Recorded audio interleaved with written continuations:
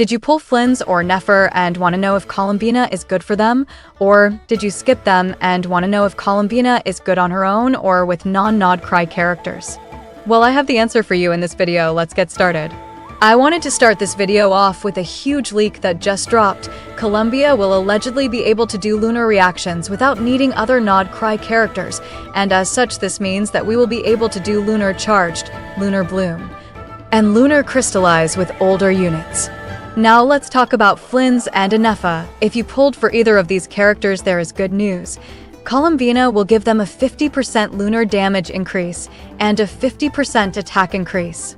On top of that, she will also provide an increase to interruption resistance, so no more Flins getting staggered out of a skill or burst. However, the good news stops here, as that's all she does for Flins and Nefer.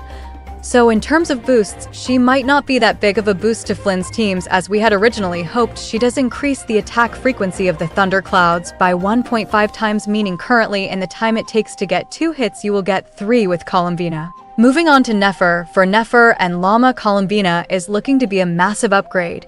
She not only gives the same interruption resistance and lunar damage increase as she does on Flynn's teams, but she also gives you 3 extra Verdant Dew for a total of 6 Verdant Dew. We don't know the exact details, but what we do know is that Nefer will be able to do 6 charge attacks before swapping off, unlike the previous 3 that she currently does. This same effect can be had on Llama teams, but you might want to use Sacrificial Fragments, as that will allow you to do 2 hold skills and effectively do double the damage in 1 rotation. This might just put Nefer teams with Llama and Columbina on the same level as Skirk teams, but we have to wait for more beta leaks before we can fully make that claim. Next we have Lunar Crystallize. We don't know much about this reaction yet, but we do know that it will only trigger between Geo and Hydro reactions. This means you can't get Geo Crystallize with any other elements. And we now know that Columbina's buffs will change depending on the reaction you do, so it's entirely possible that Columbina gives the most buffs to Lunar Crystallize.